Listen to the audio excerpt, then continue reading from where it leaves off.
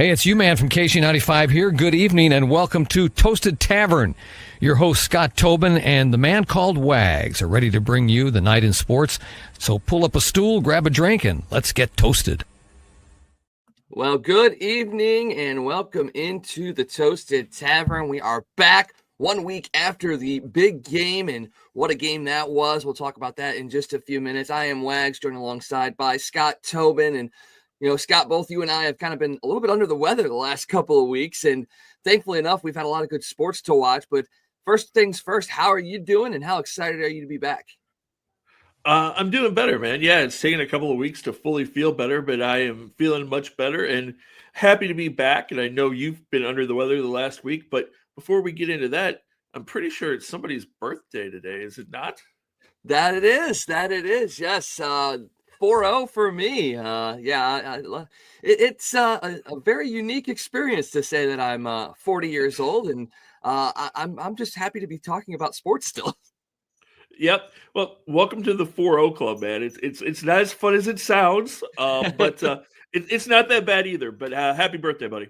I appreciate it. Thank you very much. It's good to be part of the club now, and we get to spend the next 10 years enjoying ourselves. And you know what they say in years past. 40 is the new 30. I think 40 feels like the new 25 now. I mean, it just seems like things are a little bit better when you hit 40 years old. Yeah, I agree with you. Yeah, we'll go with that. We'll say 40 is the new 25. I will take that to the bank every single day. But yes, thank you for the birthday wishes. Thank everyone for the birthday wishes. It's been a great day so far. Hockey for me on the docket as well. So it's going to be a good fun birthday, and I'm enjoying it all day today. Well, that's good, man. That's how it's supposed to be. Well, let's talk about sports because Right. that's what we're here for. And we've got a lot to talk about in our time here. And we've got to start with the big game. It was a very unique game for sure. And we see right there, again, it's the Chiefs and the Eagles. It was a highly anticipated matchup. It was one that we thought was going to be high-powered, high-scoring, and just a very, very fun and enjoyable game overall. And when you look at the final score, you go, well, okay, yeah, if you didn't watch the game, yeah, it looked like it probably was a good game. It was maybe close until the very end, and maybe a play here or there went the Eagles' way. But then you dig a little bit deeper and you go, oh, yeah, that was not the way anybody thought it was going to go down. And I know both of us picked the Chiefs in that game, but you look at the box score and you go, the Eagles just absolutely dominated, and makes you question, did we underestimate Philadelphia coming into that game? Well, we kind of talked about it last 2 weeks ago when we kind of did our preview and talked about how the defensive lines and the offensive lines were going to be keys to this game.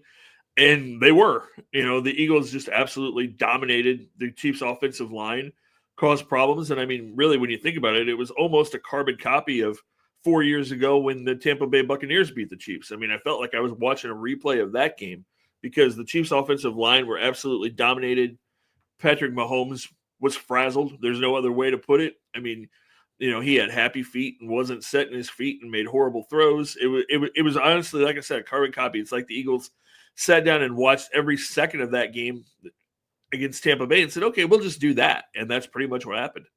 Yeah, you look at the numbers, 6 sacks against the Chiefs for 31 yards. Mahomes was just under pressure the entire game. There was a stat out there at halftime, I believe, where, they got pressure on Mahomes like 50% of the snaps, and of those snaps, none of them were blitzes. So they were getting in with 4-man attacks, and the offensive line for the Chiefs just were under pressure and could not stop that defensive attack from the Eagles. And that led to those 2 interceptions by Mahomes as well. I mean, he was statistically probably one of the worst first halves he's ever had. And that's a huge credit to what that Eagles defensive line did. And they've done that all year. And we talked about it 2 weeks ago. Like you said, if they could dominate that line, they would win games. And that's how they've won a lot of their games this year as well.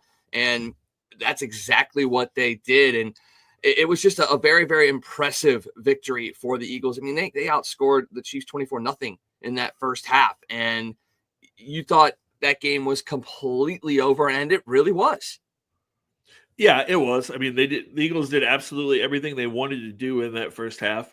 And you look at the Chiefs and you go, man, you go into halftime and you basically shut down Saquon Barkley. You're feeling pretty good about yourself, but you're down 24-0. And really the key to that first half were the two huge interceptions that Mahomes had threw basically back-to-back passes that set the Eagles up in really good field position both times. And I mean, Patrick, like we said, was under pressure, but in that first half, I mean, every throw he made was just ugly. I mean, the ball was coming out low and short. I mean, those two interceptions, both of those passes were like 5 yards short of any intended receiver. There was nobody close on either one of those throws.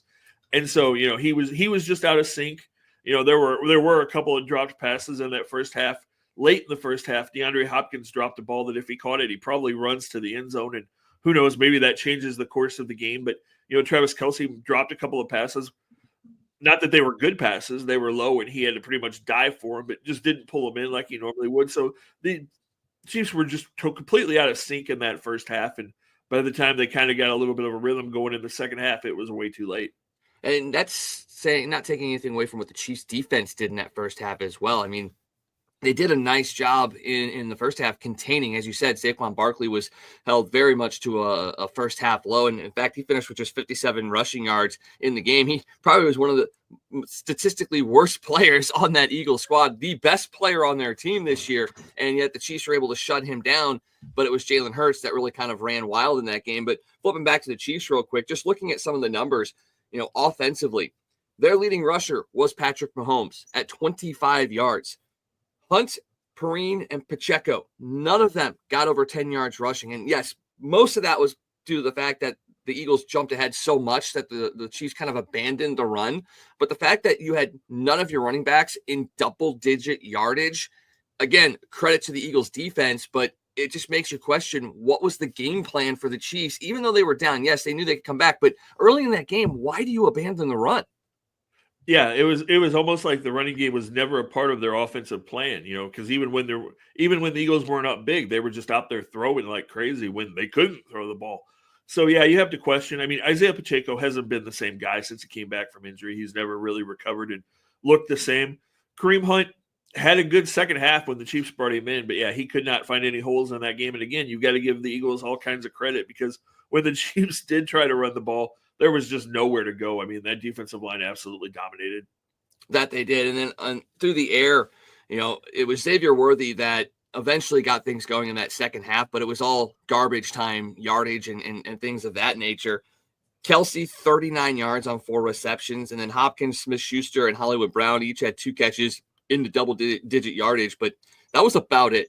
And it just makes you sit there and go, man, are we at a point where with the amount of games that the Chiefs have played, and I've heard this kind of bandied about as well, about Super Bowl fatigue and they're professionals.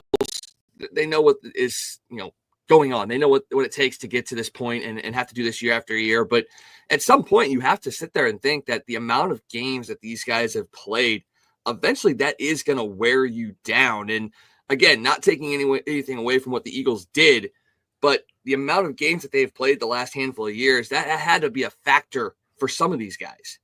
Yeah, I mean, definitely. It definitely does take a toll on your body. And some of these guys, Mahomes and Kelce and Chris Jones, those guys that have been there for all these years, have played, an extra 30 games compared to a lot of teams. But you can't use that as an excuse for your receivers because Hopkins and Hollywood Brown and those guys just got here. And I mean, Hollywood Brown's played 2 games this year, and he's supposed to be your big threat. And he can't get open. I mean, you have to question the weapons that the Chiefs have at this point. And you have to look at things. I mean, losing Rashee Rice early in the season was a huge blow. He was your kind of home run hitter wide receiver, that you thought was going to be the leader, and not having him really hurt. And then you just didn't really have a wide receiver that stepped up and kind of took that next step. I mean, Worthy had some big plays, but I'm not sure you can look at him as a number one. He's more of a gadget type guy. And then the other guys, Brown and DeAndre Hopkins, just are not those guys at this point in their career. And Travis Kelce has slowed down considerably, at 35 and all the games that he's played in his career. That's understandable. But even in saying that, you watch that game, and I mean, he was bracketed. There were 2 Eagles around him every second of that game. So the fact that you don't have a wide receiver that can take that coverage away from him, that really hurt too. And so, the Chiefs have to really look at their receiving core and see what they can do, whether it be the draft or if there's a big move. I mean, I know there's a guy in Miami that rumors keep coming up that maybe he comes back to Kansas City. I don't know that that's going to happen, but they need that kind of guy, the guy that really takes coverages away and opens some of these other guys up so that you can do something offensively. Because, I mean, for the most part of that game, the Chiefs couldn't throw the ball. I mean, they didn't have a receiver open more than 4 or 5 yards downfield, and you have to be able to do that and at least have the threat of going downfield to really get your offense moving. Well, and again, that just goes back to that Eagles defense as well. The fact that you're able to bracket coverage Travis Kelce, go one-on-one with the other receivers, still get a rush on Patrick Mahomes with 4-man on the line, and prevent the run game from getting going. I mean, it just shows you how dominant that defense was and a reason why they won that game. And circling back to the receiver question for the Chiefs, you know, there were some projections early in the season, well, not season, more earlier this year as draft projections started to come out that another kind of local product might be somebody that could be falling to the Chiefs in the late first round. Could you see a guy, if that happens, like a Luther Burden, being a guy that could step into that role? Or is he a guy that maybe is a slot guy that necessarily won't be the number one, but could help take some pressure off of guys like Kelce if he comes back? Oh, he definitely could. I don't think he's going to fall that far to get to the Chiefs. I mean, if they were able to move up potentially and get him, that would be a huge move. I mean, because he can play the slot or he can be outside, and we've seen in his career at Mizzou, he can be kind of quiet. You don't hear his name a whole lot, but then at the biggest moments, he steps up and makes the biggest catches. So that would definitely be a guy that they'd be interested in. Again, it's just going to come down to the fact of, does he fall far enough that they can get him with their normal spot, or can they jump up a couple of spots and potentially get him if he's still there at 23 or 24? How upset would fans in the NFL be if Burden was able to go to the Chiefs? They were able to steal a guy like Xavier Worthy, who, as we said, not a number one guy, but a very, very explosive player. And then you get a chance to bring in a guy like Burden and see what he can do. Speaking of Worthy, though, just want to go back to our picks from 2 weeks ago.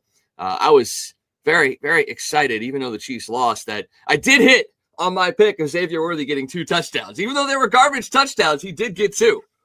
Yes, he did. You were right on with that. I was so happy when that long touchdown pass fell into his arms. I was like, yes. Everything else went wrong, but yes, I got 2 Worthy touchdowns. So see, something good did come out of it. Something good did come out of it, yes. But flipping over, let's talk about the Eagles, because, we talked about the Chiefs and we lamented about the inadequacies that they have. But again, we got to credit what the Eagles did. They really, at 14-3 this year through the regular season, I still think they were an underrated team coming into the playoffs. And there were question marks. You weren't sure what Jalen Hurts was going to be able to do. You weren't sure what the receiving core was all about. The defense was very, very good this year. But a lot of those games did kind of rely on what Saquon Barkley was able to do. In this game, it seemed like the Chiefs were like, we're going to stop Barkley, which they did. Everybody else needs to hurt us. Well, they did, because Jalen Hurts ran wild over the Chiefs defense in crucial moments. It wasn't like he was escaping pressure and just got a couple of yards here and there. He kind of picked and chose when he was going to run, and they were effective runs. They got him first downs. They got chunk yardage. They got him into scoring position. He made really, really nice passes. Smith and Brown caught a couple of touchdowns. Guys like Jahan Dotson and Dallas Goedert both had big catches as well. So they did everything offensively that people were kind of questioning if they could do in the season. They did it all in that game. And as we said, Saquon did not have much of an impact on that game, but I think he did have a larger impact than people thought because of the attention that the Chiefs had to pay to him. Yeah, absolutely. I mean, your number one goal going into that game obviously was to stop him, which the Chiefs defense did. But then their secondary did a poor job of covering wide receivers. And when Hurts decided to run, there was nobody really shadowing him, which you would have fallen to Nick Bolton. Bolton didn't do a very good job. The middle of the field was open a lot in that game. I mean, there's a lot of questions about Spagnuolo's defense in that game. They just did not have a good game plan. And then when the Chiefs did come up with a big play, it was stupid middle errors. How many penalties did we see them have in that game? Just dumb things. I mean, it wasn't a typical Kansas City Chiefs game. What they'd done all year was play smart. People said, how good were the Chiefs all year? Because they kept winning these close games. But they didn't make mistakes mentally or physically on the field all year long. And it just fell apart on them on Super Bowl Sunday. I mean, it was like an avalanche that once one thing went wrong, they just couldn't recover. And it was physical errors, it was mental errors, it was guys not being in the right place. It was almost like they came into that game not prepared, which with Andy Reid and Steve Spagnuolo, you can't believe that was the case. But that's what they look like. They look like a team that the moment was too big for them and they weren't ready for it. Yeah, that is an absolute crazy thing to think of. Looking at the penalties in that game, I think most people would be surprised the fact that the Chiefs only had 7 penalties in that game. Eagles had 8 penalties, but it was the yardage of those penalties as well. 75 yards on those 7 penalties, and I think it was the timeliness of those penalties as well, crucial. Where that was where it really kind of killed them. So, not a ton of penalties, but in those crucial moments, and then the turnovers too. I mean, again, we talked about the 2 interceptions, but they also lost a fumble as well. So they couldn't hang on to the ball. Eagles won the turnover battle. They were +2. They had 1 interception that was thrown early in that game, and then one of those interceptions brought back for a touchdown as well. And I feel like that probably was the backbreaker. I know it was early in the game, but for that pick to come back all the way for a touchdown, I think that kind of almost broke the Chiefs in that moment. And like you said, almost the very next play, another pick was thrown as well. So it just seemed to start the avalanche. Yeah, it really did. Just crucial mistakes, crucial errors, and it's a game that you bounce back. And like we said, it was almost a carbon copy of what happened to them a few years ago against Tampa. And you just have to you have to put it behind you now, as hard as that is to do, and rebuild and look to the future and see what you can do to improve this team. And they've got quite a few free agents. It's going to be interesting to see what they do, what they're able to do. And but their number one priority going into next year has got to be to fix that offensive line again. Yeah, 100%. And we talked about it being my birthday. How about the fact that it was not only Saquon's birthday on Super Bowl Sunday, but Cooper DeJean as well. It was his birthday. He's the one who got the pick. He's the one that brought it in for a touchdown. Oh, it was his first pick 6 in his NFL career. So happy birthday, congratulations, and a Super Bowl champion. I mean, that's pretty good for the rookie. Yeah, it really was. And I mean, you got to give the Eagles all kinds of credit because they did really well in the draft and free agency to kind of rebuild this team because, we talk about the questions people had about the Eagles. A lot of that had to do with what happened to them last year. They got off to that 11-3 start last year and then just imploded down the stretch last year and didn't look good. And there were all kinds of rumors about the head coach, about Hurts, whether there were problems there, just all kinds of things. And they were able to go out and get Saquon and grab DeJean and make some moves to really improve this team and put it back together. And we saw them get better as the year went. And really, I mean, their offense struggled. It really was all Saquon almost until, the last 2 or 3 games of the season. It was like their offense finally started to click again. And you saw Hurts throwing the ball downfield and making plays with his legs. And it just carried into the playoffs. And, I mean, you got to give them a lot of credit because they were dominant. I mean, that offense was unstoppable. When you look at what they did in the playoffs to get to where they are, it was a really, really, really impressive run by the Eagles. Yeah, and they did it, I believe, if the stat's correct, 9 rookies are going to get Super Bowl rings on that team. So that, again, it just shows you what they did in the draft and what they've done throughout the season to help kind of get those guys to the moment of being able to play in that game, be successful, and help lead their team to a championship. So, again, credit to the coaching staff. And, for Nick Sirianni, it's, earlier this year, it seemed like he was on the chopping block, even though the Eagles were continuing to win and win and win. And a little bit of sweet relief for him to be like, yes, I am a Super Bowl champion. So my job is safe for now. Yeah, absolutely. You got to give him a lot of credit because, like you said, after last year, after that stumble that they had, there was a lot of talk that maybe he wasn't the right guy. But again, he did a great job. The general manager did a great job. And, it doesn't get talked enough about, but probably the biggest move they made, despite Saquon and despite the draft picks, was going out and getting Vic Fangio to be their defensive coordinator and bringing him in. And, he's got a reputation as being a dominant defensive coordinator, and he proved it again with his schemes down the stretch and in the Super Bowl. Yeah, that he did. And again, defense wins championships. And I know it was an offensive shootout, especially there at the end, but defense does really set the tone for what a team can do in a game. And if you score on defense, that helps things even more. And that's exactly what the Eagles were able to do. And pivoting now to the draft, that's coming up in a couple months, April 24th through 26th. Is the NFL draft. Lots of interesting rumors going around about that. Who's going to go number 1?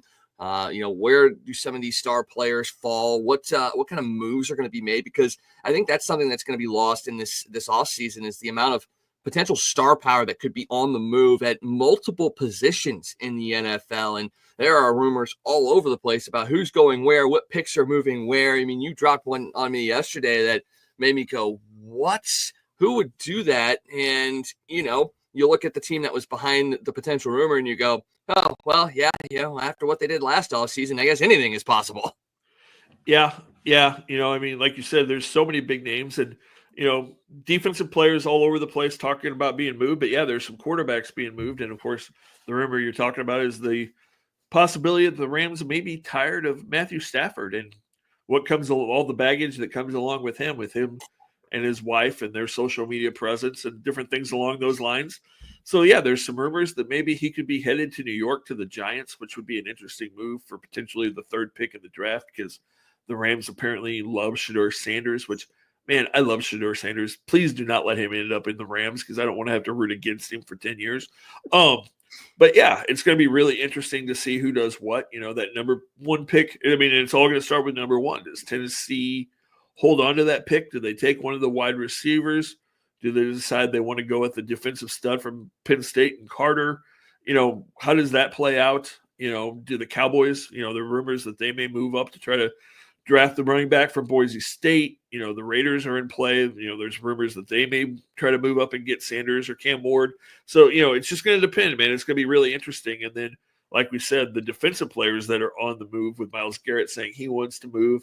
There's rumors that Max Crosby could be on the move. There's rumors that Micah Parsons could be on the move. I mean, it could be a really interesting thing. And then we've got all the wide receivers that are out there, T. Higgins and Jamar Chase in Cincinnati could both be gone. I mean, it's going to be a crazy offseason, and some of the biggest names could move in football. We haven't seen moves like this in a long time, potentially, in what happens in the next couple of months in the NFL. Yeah, it's going to be a lot of fun. I mean, we know that March Madness is coming up. We know that baseball is starting. We got hockey and basketball playoffs going to be starting here in a couple of months as well. And yet the NFL is continuing to keep itself on the pulse of sports fans across the country because, this should be a dead time for at least the next couple of weeks. But the talks are going to just ramp up between free agency and trades and the draft and all of that. So it's going to keep things up at the forefront as we get into, the UFL as well. Battlehawks getting ready to get back underway. I mean, it's, football has really become a full year kind of commitment. And it's been like that for the last couple of years. But I think it's really this year it's going to be at the top of the zeitgeist for everybody in the sports world because it is such a dominant sport here. And now with the international feel to it, with all the international games, it's starting to take over the world as probably one of the top sports. Oh, absolutely. And we talked about all the people that could be moved, and we didn't even mention the guy who's probably going to catch the most headlines. Is he going to move? Is he going to retire? What's he going to do? And, Aaron Rodgers is going to be front and center the next few weeks to see what happens with that situation. Could he do the funniest thing ever? Could he do the funniest thing ever and go to Minnesota? Follow Brett Favre's footsteps one more time. It's very possible. That's kind of the top landing spot a lot of people have for him is Minnesota. And with the weapons they have, he could go to Minnesota and be really, really good if that happens. And, again, real quickly before we wrap up the football segment, talking about free agency, if I would have told you that going into this offseason, the number one free agent quarterback target that everybody's talking about, where's he going to go, was going to be Sam Darnold, what would you have said? I would not have believed it at all. I would not have believed it, but he is, and that's the crazy thing. But it also makes you question, can you trust him as well? Because Kirk Cousins was a hot product coming out of Minnesota as well, and we see what's happened down in Atlanta. And this could be the same sort of situation. A guy that kind of refound himself in a different spot, had a very good year, could not finish the job, and now has an opportunity. A team that he helped lead to, a division title, and they're not even really considering bringing him back. I mean, what does that tell you about him? And yet some team is going to go out there and say, yes, he's our guy, and throw a bunch of money at him. And we've seen the money that's been thrown around to quarterbacks as of late that maybe don't necessarily deserve the money that they're getting, but because they're the next man up, they're getting it. He's the next guy in it, and it's going to be a matter of which team is going to take that gamble and will it pay off, because he needs the weapons around him to be successful. Is a team that's going to sign him going to have those weapons? Probably not. The team that he's going to go to is going to be a team that's struggling, and he may fall on his face again. There's a lot of rumors. The Raiders may be interested. Arizona may be interested in bringing him in as a backup, which seems kind of crazy. They're also apparently looking at Daniel Jones, which that just tells you what's out there. And you brought him up. There are some rumors that if Aaron Rodgers doesn't go there are some rumors that Kirk Cousins could go back to Minnesota. Wow, that would be interesting to say the least. I mean, he had success there. I'm not going to deny that, and maybe he just needs to get back to a team that has those weapons. And I think it may not be a bad fit for him if that's the case. Although I think Minnesota would go number one in on Aaron Rodgers just to see. But another name to throw out there as well, and I know it's already kind of been knocked down by Jaguars staff, but could a guy like Trevor Lawrence be moved as well? I mean, if the price is right, do you see that being a potential case for him to maybe get moved? I think it'd be the best thing for him if he could get moved. Apparently the Steelers were interested, which, that would be a good organization for him to go to. But it sounds like Jacksonville is still sold on him being their franchise quarterback. And, you feel bad for Trevor Lawrence because there's no doubt that he's talented. But, man, he went to Jacksonville, and it's just been a bad situation when you look at the coaches and the offensive coordinators and everything he's dealt with. But if you get him in a stable situation, I think he'll play pretty well. He's got all the talent in the world. I think he's a guy. You may see him in a couple of years when he finally gets into a situation where things are stable and he has some actual weapons. You may see him really play well like we've seen with Baker Mayfield when he got to Tampa. He showed signs of it in Cleveland, but, had to play in that circus. And then he gets to a stable organization and has some weapons, and we see the guy that everybody thought Baker Mayfield had the potential to be coming out of college. So it's almost like you want to be a first-round pick that gets his second opportunity to be successful, because that's what it seems like it's been as of late. These first-round picks, either they hit right off the bat and are great because they got into a good situation, or they get absolutely brutalized on a team that's absolutely poor. They have to work themselves back up to it, and then they do find that success. I mean, it's a very interesting conundrum, and we've talked in the past about the question mark of, is it worth drafting a quarterback so high, especially in the first round, for an organization that doesn't have weapons that he can utilize, or maybe an offensive line that can protect him. And, the main impetus obviously for a team is to make money. And if making money means bringing in a big name quarterback out of college, even if he's going to struggle, you kind of have to. But you look at what, a Green Bay has done. Yes, it was a lower round draft pick. It's not like it was a first through fifth pick or something like that. But being able to draft a guy and have him sit behind a proven starter, a guy that can potentially teach him and let him get the reps in without getting, demoralized in a sense, that's kind of the best route to go. But in some instances, you can't do that. And I think the interesting thing needs to be looked at is if you're a team that's up near the top of that draft and you have a quarterback need in a draft that has a deep quarterback class, does it make sense for you to shop that pick to a team that's lower in the first round that does maybe need a quarterback of the future and, stockpile your picks, get a quarterback later in that first round, and then use those picks to help build around them? It's not the sexy way to do it, but I mean, it makes sense to be able to set yourself up for the future. Yeah, that's a hard thing to do because, some of those quarterbacks, you see later rounds, you try that. It doesn't, it's hard to say, it's got to be the right quarterback, the right system, the right coach, for it to really work, it seems like. And it's just a gamble because you just don't know. You just don't know what's going to happen. I mean, just look at last year's draft. Perfect example. Caleb Williams, Jaden Daniels. They were basically the same guy coming out of school, but look what Daniels did. He landed with a good coach, a good organization, had some good pieces around him. And then Williams goes to Chicago and you get him all these weapons, but you don't really fix your offensive line, and your GM and your head coach and your assistants are kind of a mess, and it doesn't work. So we will see, if bringing in a new coach and offensive guru like Ben Johnson going in makes Caleb Williams a good quarterback, or if it's just, Williams is going to be one of those guys that just kind of flames out as a college quarterback. You just never know. Same thing, look at New Orleans. Look at New England. Drake May, nobody really knew what to expect there, but he goes to a bad team, the team doesn't do really well, but he looks like he's potentially the next franchise quarterback for the Patriots because he played pretty well on a bad team. Or a guy like Bo Nix that, everybody was like, man, did Denver really take him that high? And look what he did. So it's just a crapshoot. You just never really know until you get the guy in and see how he works with the system and the coaches.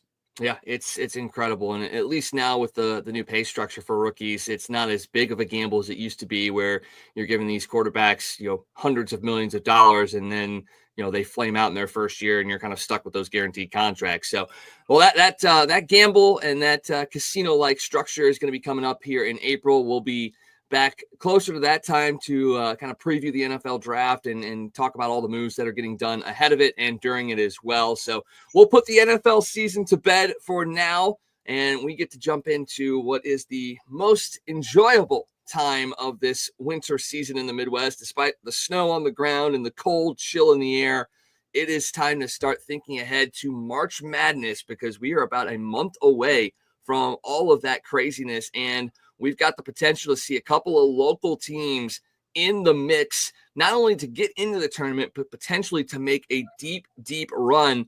Unfortunately, I think it's only one of these two teams that could make a deep run because they're kind of both going in opposite directions at the moment. That's Illinois and Missouri, both right now in the latest bracketology, both sitting at 6 seeds in the 68 team bracket. Right now, they've got Mizzou at the 6th seed in the Midwest, going up against Drake, Illinois in the South against the winner of San Diego State and Arkansas. So right now, that's where things sit. But as we said, both teams kind of going in opposite directions. I know that Mizzou has had a couple of losses as of late against two top 25 teams and games that obviously and realistically were really close and very winnable games for the Tigers. But they bounced back strong this week, a dominant performance against Oklahoma, and then going on the road and beating a tough Georgia team before their matchup against number 2 Alabama coming up at the in the middle of the week. Mizzou has just risen above very mediocre expectations this year, and they're doing it as a team. And that's something that, you see in championship squads is that come togetherness, that we're all pulling in the same directions. And that's exactly what Dennis Gates has gotten with this Tigers team. And they're showing it not just on the court, but in post-game interviews, in pre-game warm-ups, everything that you're seeing. This is a complete team, and they are pushing to find their way to San Antonio this year. Yeah, they really are. It's been impressive to watch. You got to give Dennis Gates a lot of credit. He came in that first year, brought in all the transfer kids, made a nice run, got into the tournament. Last year, we know, did not go the way anybody had hoped. Didn't win a game in the SEC, and then you bounce back and you have a top 10 recruiting class, a top 10 class in the transfer portal, and everybody said, okay, there's potential there. Let's see what happens. And he's done a really nice job of getting everybody to buy in. And like you said, team first kind of a mentality. It's not me. It's look at what we can do. And, they've shown that, like you said, with the post-game interviews, with the pregame interviews. You don't hear anybody talking about what I can do. It's team and we. And that's huge because this team is deep. They play 10, 11 kids most nights. And there's not a whole lot of teams in the country that can do that. And they can all score, and they can score in different ways. And they can score from outside. They can shoot from outside. They can play inside. They rebound well. They play good defense. They're just a well-rounded team. And they've got a real chance, and like you said, you look at that record, they're 19-6 now, and they've lost some tough games. But, most of those games they lost, Illinois came down to the last couple of minutes. The Tennessee game, they almost pulled off the upset at Tennessee last week. They had a chance to win the A&M game at home, some struggles late, but that was a 3-point game, and then you go to Memphis early in the season when they battled them and lost, and that was a close game. So they haven't gotten blown out in any of these games. They've been right there. They've played with everybody in the country. You've beaten you beat number 1 Kansas at the time. You've knocked off a bunch of top-seeded teams, and you get the chance at that again on Wednesday night when you take on number 2 Alabama, which is another chance to really bounce up and improve your stats as to where you're going to end up seeded-wise. You're down to the last 6 regular season games of the year, 3 at home, 3 on the road, and you've got 2 ranked teams in Alabama and then Kentucky at the end of the year. So you've got a real chance to really make even more of a name for yourself as you head down the stretch and into the SEC tournament. And, and you're looking at the potential of this could be a 3 or 4 seed team by the time you get to tournament time, which would be really impressive for this Tiger team. Oh, 100%. And I mean, I know we both kind of talked about it a couple of weeks ago. You want to avoid maybe being in that 5 seed territory with those 5-12 matchups, because there's always an upset there, and you don't want to be putting yourself into that position. And talking about those 2 ranked matchups against Alabama and Kentucky, both of those are going to be at home too. So we know Mizzou Arena is going to be absolutely packed. They've done it all year this year. It's going to be a great environment for the Wednesday night game against Alabama, and then back March 8th against Kentucky. So that arena is going to be packed. People are going to be in there just going crazy. I mean, the Antlers are a one of the best student sections in the entire country, and I think that's a section that gets pushed under the rug when you talk about the Cameron Crazies and all of that. That is a very, very strong student section, and they actually get props from the opposing coaches as well. Yeah. No, yeah. When Mizzou's playing well and the Antlers are loud, that place is definitely a hard place to go in and play, which has been proven by the fact that Mizzou's only lost once, and that was a game they lost to A&M last week on a last-second shot. So, it's a tough place to play. It's underrated because of the fact that Mizzou hasn't been the power the last few years that they were in the 80s and 90s, but they're trying to make a name for themselves again, and, going into Como is going to be tough to play, and hopefully people can get to that game on Wednesday, because sounds like we might get 10, 12, 14 inches of snow in the next few days. Well, that means you got to take a couple vacation days, go down tomorrow, hang out in Como, get a hotel room, and then be there on Wednesday for that game against Alabama, because it's going to be absolutely a blast and something that everybody's going to be enjoying to see. And, we talk about, this being a team, but you still have to single out Caleb Grill, because he has just been an incredible piece to this team. You talked about it 2 weeks ago about the fact that, missed most of the year last year due to injury, and yet decided he's like, I want to stay here. I want to build something here at Mizzou. And he's come out and proven that. And going back to the team aspect, he was 1 of 6 from 3 yesterday in that game. And yet they came away with a big time 13-point win on the road with him struggling from beyond the arc. So if that doesn't tell you that this team has a very well-rounded structure, that right there should be the reason why you go, yes, they do. Well, yeah, and I mean, to go back to our football conversation a while ago, Caleb Grill is kind of like Saquon Barkley. When he's on the court, you have to know where he is, and you have to almost have 2 guys around him, because we can see the guy can shoot from anywhere on the court at any time, and it doesn't matter if he's set, if he's on one leg, if he's falling backwards, 3 people, 6 hands in front of his face, he can hit from anywhere. So you have to know where he is, and you have to defend him. And even when he's cold, that opens up other people on the court when he's on the floor. And the fact that he comes off the bench and has done what he's done and has been such a huge part of this team just says even more about the kid. Yeah, 100%. Cannot agree more on that. They sit at 8-4. They're right now 5th in the SEC, but that's so tightly compacted there. I mean, you got Florida and then Texas A&M at 9-3, Alabama up there at 10-2, and Auburn 11-1. Mizzou has a chance to kind of rise up there in the rankings if they can knock down Alabama.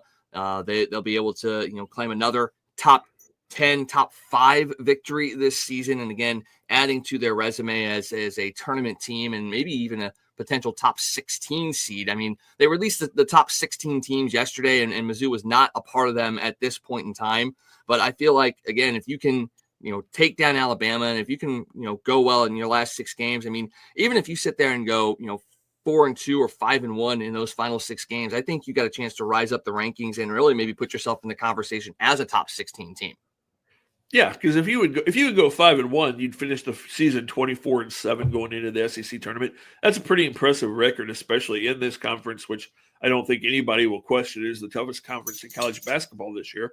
That's a huge mark. And then if you can win a couple games in the tournament or potentially get to the SEC championship game, then who knows where you're talking about being seeded. You could be talking about being a 2 seed or something at that point. You say that the SEC is the toughest conference in the league, but I do have a question for you. If they're so tough, how come they're at 500 in conference play? Because it's so tough. I don't know. Did you see the Carl Ravage thing? I did. Yeah. That was hilarious. But again, to his credit, he did come out later and kind of apologize and said, I was in the moment, and for some reason, it just did not click that every conference is 500 in conference play, because a team has to win and a team has to lose. And, again, credit to him for not shying away from the fact that, he made the mistake, and he's not the only one that has made the mistake as well. Apparently there was a main coach that also kind of had that that kind of mental snafu as well. But did get a lot of chuckles in my neck of the woods when that came out, and you're going, yeah, of course they're 500. Everybody's 500 in conference play because somebody's got to win and someone's going to lose. Weird how that works, isn't it?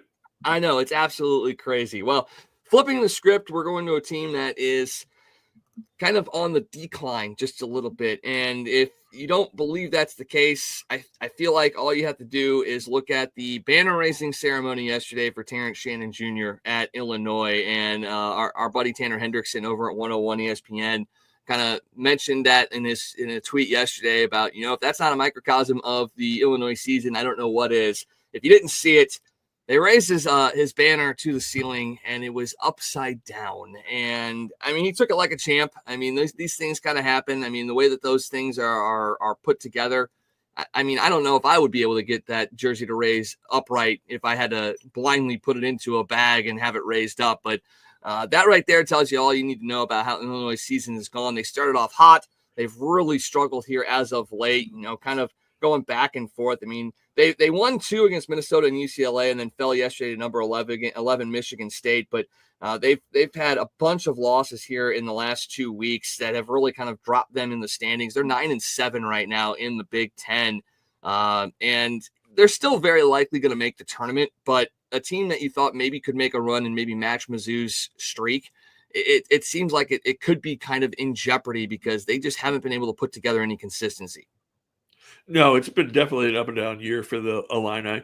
Still a good basketball team, not quite as good of a team potentially as we've seen the last few years come out of Champaign, but they are definitely, I think, still a tournament team, and they can make a little noise. I mean, I don't know that they're going to get to the Sweet 16, but I can see them winning a game or two in the tournament. Yeah, and I mean, you want to see that too, because again, you want to see those local products, those local teams making a name for themselves in the Midwest. I mean, the Big Ten is a very, very tough conference as well. I mean, Michigan State, Purdue still up there. Wisconsin's always tough. And then obviously you've brought in the UCLAs and the USCs. I mean, USC not nearly where they were in years past, but UCLA has kind of bounced back and been very, very good this year. They're 10-5 on the year, 19-7 overall. So it's a very tough conference. I mean, we talk about how tough the SEC is. Big Ten right up there as well. So it's not like you could have expected them to go in and have a absolutely dominant record with the team that they have there. But you get into the conference tournament, you maybe right the ship and make a bit of a run. Maybe that can turn things around for Illinois as well heading into the big dance. Oh, it definitely could. You get in, you get some momentum going, and, like you talk about, you get into the tournament, the teams that are playing the best, that have the most momentum going into the tournaments are usually the ones that make a deep run, which is, why you get the Cinderella teams. They get going and feel good about themselves, and you never know what can happen when you get in the tournament. As our friends that we're going to talk about here in a few minutes always like to say, just get in and you never know what can happen. And so, that's what you got to look at it going into March Madness. Yeah, and they've got 4 ranked opponents still on their schedule, which is an absolutely brutal run for Illinois to finish things off. They've got number 16 Wisconsin on the road on Tuesday night, and then a very rare non-conference late season game against number 3 Duke on the 22nd.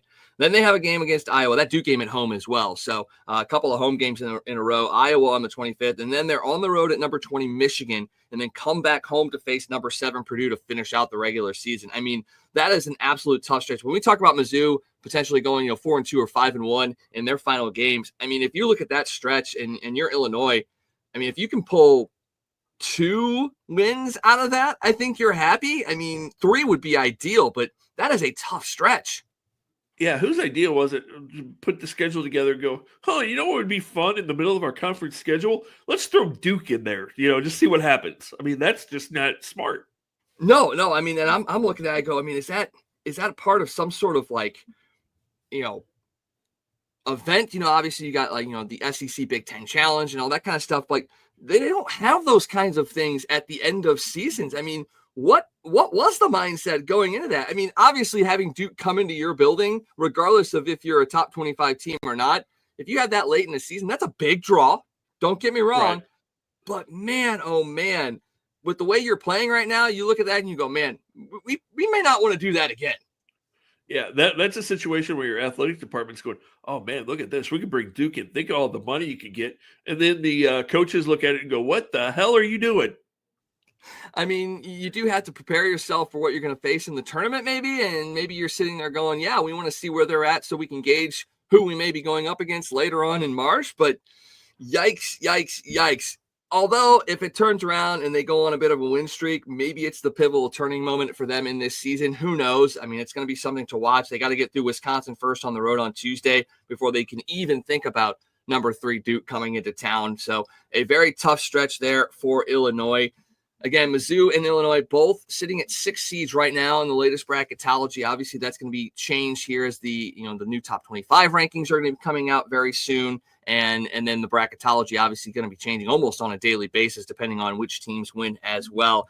And, we talk about, those big name teams around here as well. And we'd be remiss to not talk about another local Division I team that's going on right now. And obviously working there, it's a little bit closer to my heart, but Lindenwood has done a very nice job. Obviously, they're in their now final year of reclassification with the new rules that have been put in place, but they are continuing to challenge in the OVC. I mean, the men's team had a thrilling come-from-behind overtime victory yesterday. It was a three-pointer nearly at the buzzer by Reggie Bass to send it to overtime, and then they ended up getting back to 500 in the conference. It's a tough one with SEMO there up at the top. Not a conference that you look at it and you go, yeah, Lindenwood has a very easy pathway to maybe making a championship game and getting a tournament title to kind of end their Division I reclassification. But on the flip side, the women's team and a team that doesn't get talked about enough, I think, they put it on an absolute dominant performance on ESPNU yesterday. They sit at the top of the women's OVC standings right now and have a real good chance of winning a conference tournament title, which would be the third women's team at Lindenwood that could win an OVC conference title this year. So I definitely want to make sure we put that out there that, women's sports, again, continuing to rise. And we've got some really, really good ones in the state of Missouri. Yeah, absolutely. Yeah, that's impressive to win 3 potentially conference championships in the same year, especially like you said, when they're still getting their feet wet in Division I, basically. So very, very impressive. And yeah, all women's sports all around need to get more recognition than they do, honestly. And don't forget SLU, too. Their women's team has been playing very, very well, and the men's team is right up there in the A10 as well. And they're another team that kind of gets forgotten about in this area. They're a very good basketball program, very good soccer program as well. So we're very, very blessed here. Yes, we're mid-major territory here in a couple of these sports, but we've got some really good programs here. And if you're not out there supporting them, a little bit of shame on you, because these student athletes deserve it, and they're really doing a nice job continuing to grow the profile of sports in the area. Yeah, absolutely. And you talked about SLU. We didn't give them enough time to do it this afternoon, this morning, this evening, whatever time it is. I don't even know. It's Sunday. I've lost track of where I'm at. But yeah, the Billikens, they still have a shot to make the tournament. They've played really well in the A10. If they make a run, potentially win the A10 tournament, they could get in the big dance. And then, they have the potential to go on a run, because you've got a guy like Gibson Jimerson that can get hot and have big games. And Coach Church has done a really nice job in his first year at SLU. That he has. And we've seen that story in the past with SLU, where a team that maybe wasn't at the top of the A10 rankings going into the tournament, winning 4 games in 4 days and making it into the tournament via the A10 automatic qualifier. I mean, that's something we've seen multiple times with this SLU program, and it would not shock me if they do it again this year. No, definitely not. And then, like I said, if they get in, they could be trouble. All right, let's talk now about something that is very decisive here in the St. Louis area. No, we're not talking about the Blues, because they're off for 2 weeks with the Four Nations tournament going on. No, we're talking about the St. Louis Cardinals, because spring training has arrived. And as you see there, a couple of surprising arrivals at spring training in the last couple of days, and for wildly different reasons in this sense. Obviously, Nolan Arenado, the hottest topic this year for Cardinals fans, obviously was on the trade block for the entire offseason. Cardinals could not get a deal done. We're waiting for the Alex Bregman thing to kind of work itself out. He eventually goes to the Red Sox, which was, I think, Nolan's first choice opportunity for a trade. And then that's kind of closed the market on where he could potentially go. And he arrived at spring training earlier today, and he spoke with the media, and, his interview was very, very good. He took the questions, he took the hard questions, he answered them, and I think he answered them very, very well. And he's a guy that I think understands it's a business. And when it comes down to it, if he's on a team, he's going to go out there and he's going to give his all for the team. And it's not necessarily always about how the team's going to do, but maybe it's how it's going to set him up for maybe being dealt at some point as well. I think he understands that, hey, if I play well, teams are going to be wanting to come after me. And that gives, the Cardinals a chance to deal me to somebody that I want to go to, and maybe gives me a chance at winning a championship. But at the same time, if he doesn't get dealt, if he plays well, that gives his team a chance to win as well. So, I know we've talked about this so far in the past, but, we're not necessarily surprised that he's here, but are you surprised at how positive he has been about coming back here and knowing that he's going to be here for the time being? No, not really, because here's the thing. All we heard all season was Mozeliak talking about how the Cardinals wanted to move Nolan Arenado. Did we ever hear Nolan Arenado say, I don't want to be in St. Louis? No. And honestly, we saw the opposite, because he could have gone to Houston. He didn't. He tried, as Derek Gould put in one of his posts this week, there have been 4 times in the last year that Nolan Arenado had the opportunity to leave St. Louis, and he's turned him down every time. He wanted to be a Cardinal. He fought to get here. And nobody's asked him, hey, Nolan, do you want to leave? I mean, it was just assumed that he wouldn't want to be here because he wanted out of Colorado. But I've never once heard Nolan Arenado say, I don't want to be here. I don't want to be part of a rebuild. I don't want to help this team get back. I mean, all we've heard was John Mozeliak say, our number 1, 2, 3 goal is to trade Nolan Arenado, which was just an excuse for John Mozeliak not to do anything, because he could say, hey, look, I didn't move Nolan, couldn't do anything else. I'm getting paid to sit here and not talk to anybody because I'm Mo. But I don't think it's going to be that big of a deal. I think Nolan, as he said today, he's a Cardinal until somebody tells him he's not a Cardinal. He likes his teammates. A bunch of his teammates came out today and said they were excited to have him back. I think this team is going to go out there and play. And, is it going to be the big change that everybody talked about in the offseason that, we're going to a youth movement? Not so much, because you still have Arenado and you still have Contreras and you still have Sonny Gray and you still, unfortunately, have Miles Michaelis and you still have Steven Matz, because, Mo wouldn't trade them for some reason, because we need to have veteran pitchers that can't pitch. But, I think this team is going to be in a lot of ways better than a lot of people expect. And I don't think Nolan being here is going to be a distraction or anything else. I think he's happy to be here. I think the guys are happy to be here. And I think it'll be fine until, if at some point potentially he gets traded, then we'll deal with it at that point. But otherwise, I think Nolan's a Cardinal. And I think everybody just needs to embrace that and hope that he has a bounce back year, and that has to be the goal.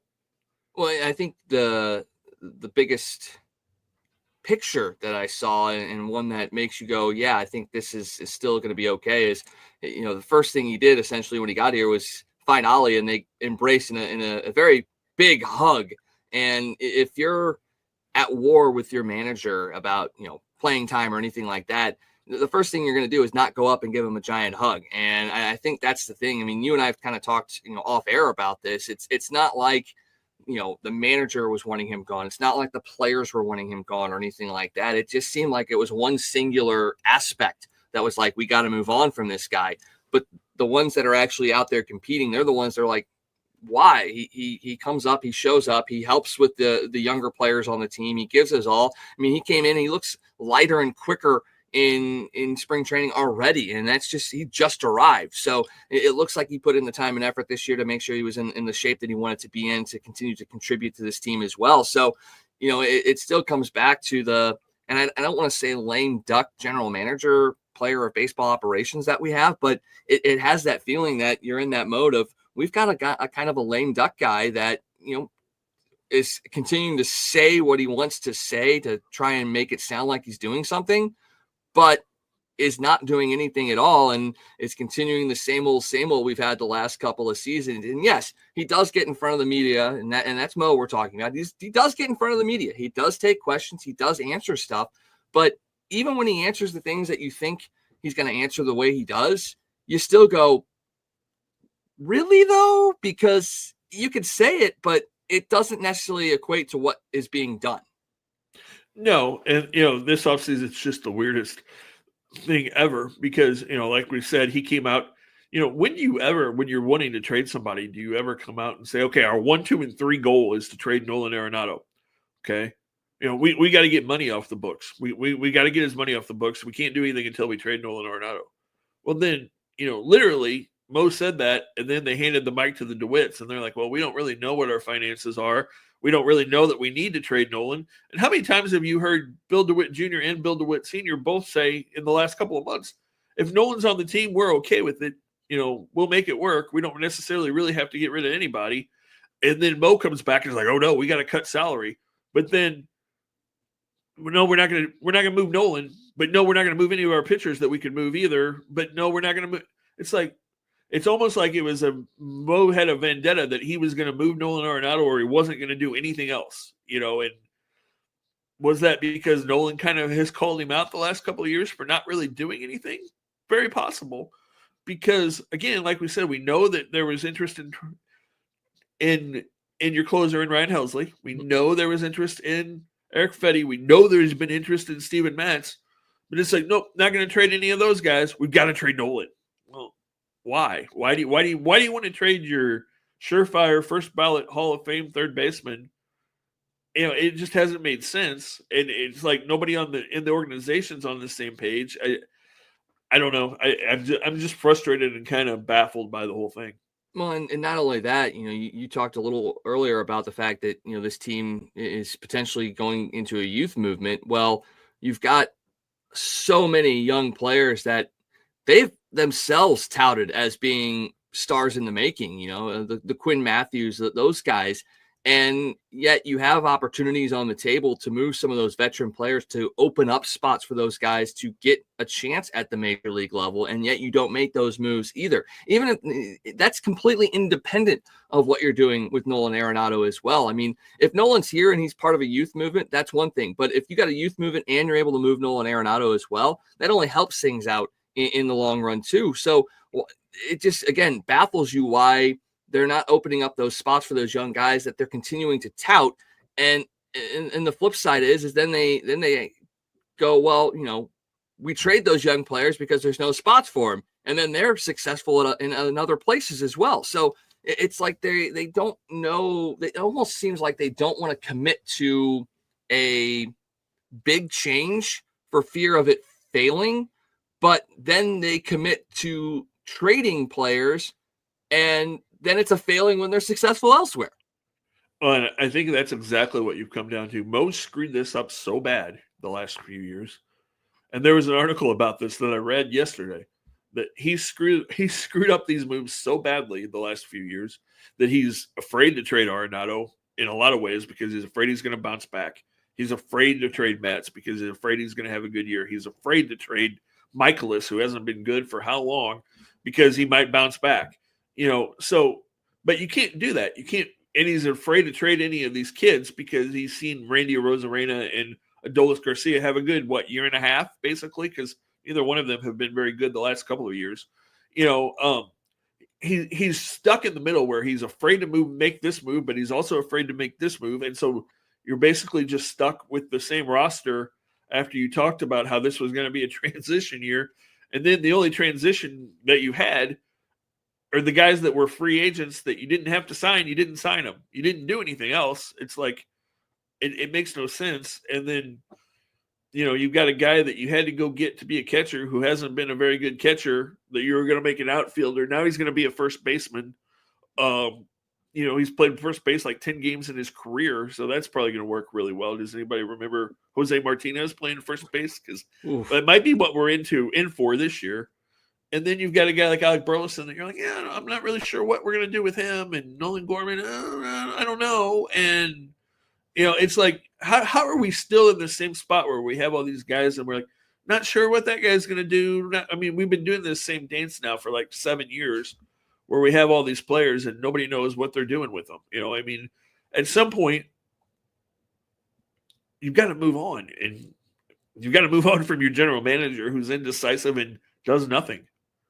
Yeah, and yes, we're all nostalgic for Walt Jocketty and what he did in his tenure here. He was all about the big moves and bringing in guys in the moments. And yes, those teams ended up skewing on the older side, and you didn't have as much in the depths of the minor leagues to kind of, but they still had some potential in the minors as well when Jocketty was here. And now it's kind of been the reverse, where you go out and you sign a bunch of aging guys and you've got a stockpile of guys in the minors, but you're afraid to move them up and see what they got. Well, when you've got 17 guys that can play in the outfield, that causes a problem. We've got 17 outfielders and we've got 6 second basemen, but we're not sure that any of them can play or that any of them can hit or what any of them can do. So we're just going to rotate them in and out and never really give anybody a chance. And we'll see how that goes. And they're going to do the same thing this spring. I saw yesterday the starting rotation during the spring. We're planning on giving 10 guys an opportunity to start. Okay. So you have 30 spring training games? You're going to give 10 guys an opportunity. So they're each maybe going to get 3 starts in the early spring where maybe they pitch 2.5 innings. What is that going to tell you? Oh, it's not going to tell you anything. I mean, it's going to tell you that they can get ready maybe for a bullpen opportunity here and there, but you want some of these guys to be starters. And I think you've seen how dominant some of them have been at the minor leagues as well. So what's going to happen is we're going to go into spring training. Quinn Matthews and Michael McGreevy and Gordon Graceffo and Matthew Libator and there's a couple other guys. Andre Palante. I don't even think they're giving Hintz a shot to start. I don't think he's on the list yet. Because he's too young. We can't do that. Zach Thompson. We're gonna give Zach Thompson another 2 innings to see if he can start. And then go, that was bad. He's got to go back to Memphis. And then we'll give all of those guys 4 innings, and we'll go, oh man, he wasn't very good in those 4 innings. Yeah, Miles Michaelis pitched 6 innings and his earned run was 17, but we're pretty sure that he'll be ready when the season starts. So let's put him back out there and send those guys to Memphis. And we'll come back with a rotation of Sonny Gray, Eric Fetty, Miles Michaelis, Steven Matz, and maybe Andre Palante. I don't know. We'll see. We might be able to find somebody else that's like 85 that we can throw out there that would be better. Well, and Palante, he won his arbitration case, so that tells you all you need to know about what his numbers said about him last year. I mean, he's a guy that is on the rise. Now, a very wildly unexpected starter for this team. I mean, we both questioned his inclusion in the rotation last year, and he proved everybody wrong. He came out and absolutely pitched lights out, and he was probably our best starter throughout the entire season. Sonny Gray did come in and pitch very, very well as well, but he's a guy that definitely deserves a look into that top 3 right now. And then, you look at Eric Fetty, and this is the question I had when the deal was made, and I know his price tag isn't as high, so it's definitely a gamble that you can take. But he is a very, very mirror image of what Miles Michaelis was, a guy that struggled in his first chance here at the major league level, went across overseas and pitched very, very well, came back in his first year back in the majors, absolutely dominated.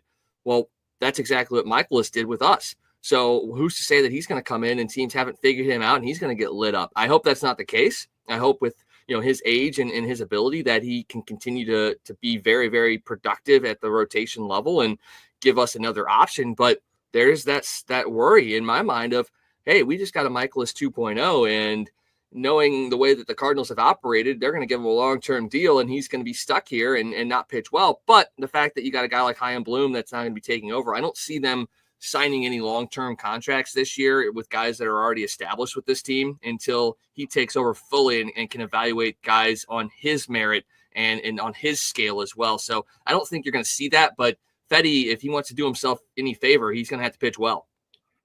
I wouldn't count on that. He'll have 1 spring training game where he throws 3 innings and gives up 4 runs, and Mo will sign him to his 7-year, $90 million contract. Be like, look, we spend money. I sign people. Yeah, all we had to do was see 3 innings in spring training, and he's good. Yeah, 7 years. We're good. What could go wrong? Oh, nothing at all. But I really want to see, and we're going to touch on this here in just a second, but I want to see these young guys get chances as well. I mean, you look at JJ Weatherholt and what he did last year and some of these other young players that this team has. I want to see them get their shot at spring training against some of this major league talent. And obviously spring training is a hard judge of what they're going to be able to do during the regular season. Obviously, pitchers are a little bit ahead of hitters in spring training because, these guys haven't seen live pitching in a long time. So it's, the pitchers are always going to look better. The batters are not going to look as great, but I want to see these guys get the opportunities because they are the future. And with the apparent lack of former stars coming back in, the ones that are here, I want them to get that interaction with those guys. And that guy I'm talking about is Ozzie Smith. I mean, he's down there at Jupiter right now, and I want these young infielders to get the interactions with Ozzie and get his work ethic and his style and his mindset. I want that imprinted in their minds, and I want them to be able to put that out there on the field for fans that are going down to see spring training games to see, because I don't know if they're going to see it this year at the major league level, and I want them to be able to get that experience and fight for those guys to be a part of the Cardinals going forward.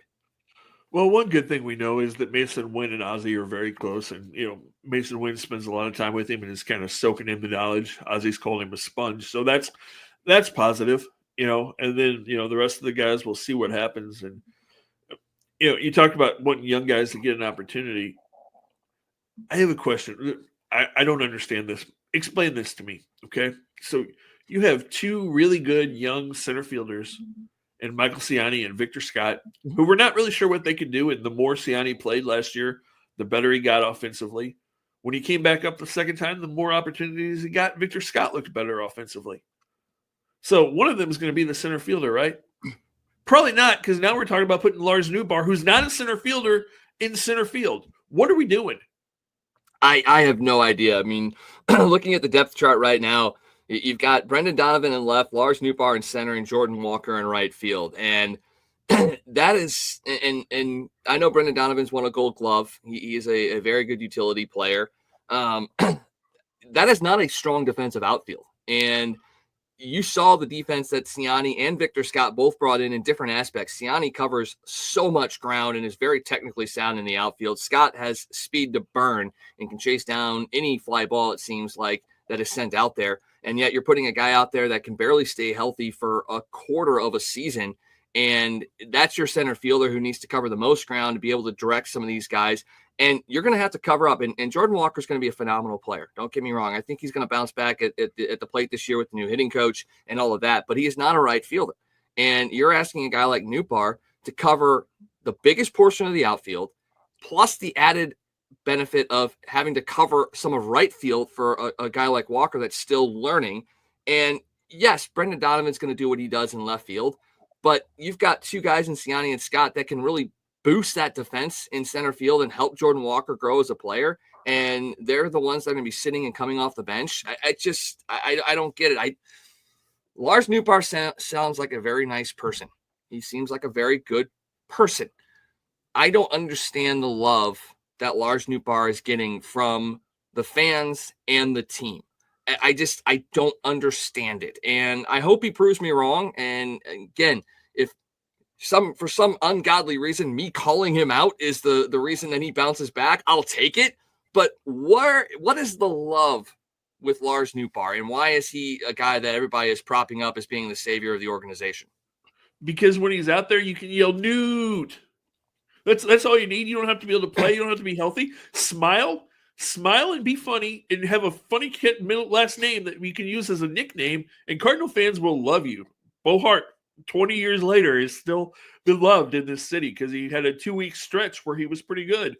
I don't understand. And the national media is doing the same thing. I mean, I don't know how many publications I've seen that Lars Newbar is listed as a breakout. What has Lars Newbar done in the last 3 years that makes you think he's a breakout star? People will be like, oh, his metrics, he hits the ball really hard. I don't care. Does he get on base? When he comes up with the bases loaded and doesn't swing the bat and takes 3 pitches right down the middle and strikes out over and over and over again, I don't need to see that. Yeah, I mean, just looking at his career average, I mean, he's been in the league since 2021. The most at-bats he's had was in 2023 at 426. That year, his average was a 261, which is a relatively good average in Major League Baseball right now. But it's statistically in his career, 246 hitter. He has 45 home runs. He has 146 runs driven in. He's walked 188 times. So he is a guy that does get on base, a 348 on base percentage. But it's just, it's not 277 strikeouts to 188 walks. I mean, that's still not a bad ratio in this league right now. Strikeouts obviously have jumped up remarkably over the last handful of years. He does have some speed, but only 24 stolen bases over the course of 4 years. I mean, if you're a guy that gets on base, but is an outfielder and can't steal bases, I mean, that doesn't really bode well for me as well. His best year as far as WAR is concerned, 3.3 in 2023. I mean, a 3.3 WAR is, okay. And that's coming from a guy that, doesn't believe statistics tell the whole story. I mean, they don't tell the whole story. You got to have the eye test. You got to have the situational moments as well. I haven't seen that in him. And the stats don't necessarily 100% back it up, but the stats do back up some of that stuff and say, yeah, he's not a guy that you sit there and say has continuously gotten better and better over the years. He's been the same guy in those years. 40 RBIs in 2022, 46 in 23, 45 last year. So it's not like he's done something and gotten better each and every single year. He just hasn't, and it's because he can't stay healthy. That's the problem. Yeah, but last year he hurt himself falling off the bench because he was celebrating, and the really fun part, you got to have him out there because he might do the pepper grinder. I mean, that's worth something right there. Yeah. The guy that can come up with a celebration, that's the one that gets the starts every single time, because that's the most important part is the celebrations. You got to be the guy that does that. So, I don't understand the hype around him. And again, like I said, seems like a really nice guy. I'm not trying to put him down in any way, shape, or form, but as a ball player specifically, I don't understand the hype around him. And he's the guy that is getting the most pub for this team. And I'm pretty sure, did he lose his arbitration case? No, he won his. Somehow. He did win his. He won. Somehow he won and Brendan Donovan lost, which doesn't make any sense at all. Yeah, Gold Glove caliber defender loses his arbitration case. The guy that can't stay healthy is the one that wins his. So that might be why he's getting so much pub as a breakout star. Is somebody somewhere thinks, yeah, this guy, he's the one that's gonna be the breakout star. It's the USC connection. Well, and here's another thing, real quick. I know we've been talking about this for a while now, but okay, you're going into the season. Normally, when the Cardinals go into the season, you do promos and you talk about, look at this guy, look at that guy. Who have they hyped going into this year? Like, I mean, and you have some guys that you should be talking about Brendan Donovan. You should be talking about Jordan Walker. You should be talking about Mason Wynn. They're not talking about any of those guys. The only thing Mo talks about is we got to trade Nolan Arenado. I mean, that's literally the only thing I've heard him say since the season ended. I haven't heard him say, oh, man, Quinn Matthews, minor league pitcher of the year. Going to be fun to watch him. We got to trade Nolan Arenado. Mason Wynn could be a breakout superstar shortstop. We got to trade Nolan Arenado. I mean, Alec Burleson could maybe do something. He's DJ Donuts or whatever his nickname is. He hit for like 2 weeks last year. We could hype him. Nope, we got to trade Nolan Arenado. I mean, it's like, what should fans be? And then they wonder why fans aren't excited because they're not even trying to make. I mean, it's the weirdest. It's been the weirdest offseason I've ever seen. Is he trying to lower expectations for this franchise and then can hit on some of these guys being successful this year, going like, hey, we didn't talk about these guys, look what they're doing now. I mean, is it a warped sense of trying to lower the expectations so low that anytime something good happens this year, they can like pump it up, because the expectations for this franchise, and it's what's been talked about the last couple of years, it's not even just playoffs or bust anymore. It's championships or bust now. So is it a mindset now in this organization that maybe if we lower expectations so far that we get fans away from the championship or bust mentality, that they can kind of reset things and start building from the bottom again, where it's like, hey, we've got the minor league pitcher of the year. That's something to celebrate, and fans can get excited about that. Oh, hey, Mason Wynn won Rookie of the Year. That's something you can get excited about, and not hey, they won these awards. Oh, well and good, but we didn't win a championship. I mean, is that a warped sense of thinking that if we lower expectations enough, we can get fans away from that championship mentality and then be excited about these smaller, quote unquote, victories? I don't even think it's that. I really don't know. I don't know what the thought process is because, again, there's just. I mean, it's like what you're complaining because fans aren't coming to the ballpark, and you're complaining because fans are down, but then your whole offseason was, hey, we're not going to be very good because we're going to try to trade to everybody, and it's like, what are you? What are you trying to get? How are you going to get fans back by going, hey, your superstar third baseman? Yeah, no, he's going to be gone. We're going to trade. We're Paul Goldschmidt. Yeah, the guy that won the MVP. Yeah, no, he's going to be gone. We're gonna put Wilson Contreras at first base. There's something to be excited about because that's going to work really well. There's no clear message as to what we're trying to do, and maybe it's just Mo bitter because they're not bringing him back, and he's. I'm really confused, man. It's hard to say. You don't see anything like every year. Starting in December, you start seeing hype videos for the Cardinals, Mm-hmm. and you start seeing, videos of the guys and everything. There's none of that this year. I mean, the Cardinal team calendar this year that they put out every year, there's not a picture of a 12-month calendar. There's not a picture of a player. There's pictures of seats of the stadium. There's pictures of snow on the field. There's not a single player in any of the calendars that the Cardinals put out this year. Like it's the weirdest thing. I don't understand. That is incredibly odd. And I know people are going to sit there and hit on the stories of, maybe this is the precursor for the DeWitt selling this team and moving on. But my thought process is if a guy or an organization is looking to sell a franchise, you want to get top dollar for your franchise. So why would you want to tank any revenue that you could be making and lower the value of your team before you sell? And it just doesn't make sense that would be the case. And I understand, like overhead costs, if your payroll is high, obviously, if you sell the team, maybe you don't make as much money, and there's a lot of intricacies that go into it. But if I'm trying to sell something, I'm trying to sell the best version of that product to get the most amount of money out of that product in the moment, in the market that I'm in. So if you're trying to sell off all these pieces and you're showing that fans aren't showing up and all of this stuff, how is that going to get you the most amount of money for your team? And I know values of franchises are calculated differently, and maybe they do get more money because they have a lower payroll and they're not bringing in ticket sales and all that stuff. But in my mind, as an investor, I don't want to buy something that isn't making money. But I get that it's a different kind of market than selling a product that you've created and trying to get the most value for it there and costs are low. But I still think you want to make sure that you have something enticing to a buyer if that's the case, which is why I don't think that this is a precursor to the team being sold. No, I don't. The DeWitts don't have any intention of selling this team, and they shouldn't because they've done an amazing job as ownership.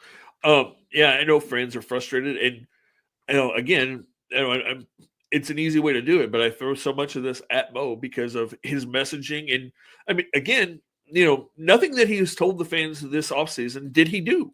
None of it. It's not a youth movement. It's not a rebuild. We did none of those things. Your message going into the offseason was, hey, we're going to rebuild. We're going to get younger. We're going to move on from some guys. We're going to cut some payroll. We have to cut payroll. And then you didn't. I mean, you did cut payroll because Goldie's gone. But you weren't paying him this year anyway. So you cut payroll, but you didn't really because that money wasn't actually on the books. You did it. And who else is gone? Kittredge. What they paid him $5 million. That money's gone. But you could have moved all these other guys, and you didn't. And yeah, I know that Wilson Contreras said, I want to be here, so you didn't move him, but you probably really could have if you would have tried. You could have moved some of those other guys to give these other young guys an opportunity, but you're not really doing that. So we're telling you that it's a change and we're going to do things differently, but we're really not going to do anything differently because we've still got the same people, even though we've got some young kids who could be better than the people that we have, but we're not going to give them a chance. But it's a youth movement, but maybe it's not. But I mean, like if you're a fan, you're like, and if you're in baseball, what are you doing? Because how many times have we heard in the last couple of weeks that other GMs and media people are like, what are they I don't know what they're doing. I'm so confused because nothing that they told us they were going to do are they doing. So it's been the weirdest offseason ever, and I know I'm rambling, but as a Cardinal employee, I'm confused and frustrated, and a diehard Cardinal fan, I'm just I don't know what to expect. Yeah, it's crazy to think that, you know, we're having these questions for a franchise that has been kind of a model for major league teams for so long, and now people are questioning what they're even doing, and it is a little bit frustrating because this is a team that, yes, they are a championship caliber program, and they're one of the top National League franchises in the history of Major League Baseball, and it has been just an absolutely complete down stretch here for this team, and there should be plenty of excitement for this season because there are a lot of young players that could make an impact. And again, I know that the mentality of Cardinals fans is championship or bust, but I think the more well-rounded fans, if you were to say, look, the last couple of years have just been not what we wanted. We tried to continue to stay in the window. We brought in, you know, talented players. We brought in some veterans. Things just didn't work out. We're going to step back. We're going to offload some payroll. We're going to bring in these young, exciting players that are in our organization that everybody's hyped for. And yes, maybe this season is not a winning season. Maybe it's the first time in God knows how many years that we end up with a losing record. But we're going to fully commit to these young players. And we've seen the excitement of young players across other franchises. Obviously, the Paul Skeens. People are just absolutely pumped about what he's going to be able to do in Pittsburgh this year. We've seen so much excitement around young players. And we don't have just one young player that fans can get excited about. We have a multitude of young players that they can be excited about. I think the most well-rounded Cardinals fans out there would tell you that if they would have fully committed to that rebuild and brought in all these young players, yes, maybe you do have a couple of veterans that stick around. That you need veteran leadership in the clubhouse, don't get me wrong. But if you fully committed to that, I think they would be okay going, yes, this year and maybe next year, we are just not going to be a first place in the NL Central contender, but we're building something for the future. I think they'd be fine with that. And they would actually probably show up. You might actually see a return to some of those higher attendances because you're getting to see these young players. But they're scared to make that move because they're scared to lose that money. Well, guess what? You're still going to lose that money because people aren't going to show up now. Yeah, no, I think you're right. I think fans were like, okay, when they came out at the offseason and said, okay, here's what we're going to do.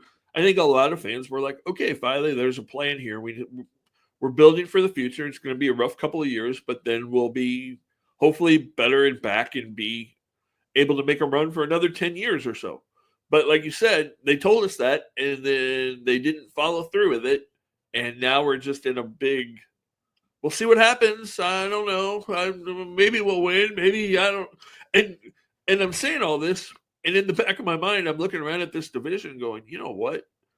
If things break right, this team could still win this division. And I mean, I honestly believe that if things break right, if guys are healthy and guys play like they're supposed to, this division is up for grabs. But fans are just frustrated because, again, there hasn't been a clear message. Nobody believes in Mo at this point. Nobody likes him. Nobody believes in him. They feel like he's lied to them and that he's talked down to them. And it's gone on for so long that there's actually hard feelings between Cardinal fans and the organization now because of, and some of it is the message, but 90% of it is the messenger and the way that things come across and the way he's not honest and clear about what he's trying to do. Yeah, I think that the clearest indication is going to be what the numbers are for viewing this year of games, not even just ticket sales. I mean, ticket sales, I think, are going to be down. I think you're going to see an emptier stadium than you're used to seeing, and that's exactly what's going to happen. But I think the real thing is now that there is a dedicated streaming spot for Cardinals games again this year after the last couple of years of it just being absolutely horrific trying to find a Cardinals game. I haven't watched but maybe 4 Cardinals games the last 2 years because of where they're being, put on. But now that there is a kind of a dedicated streaming site like the Blues have, I'm very interested to see what the numbers are going to be like there.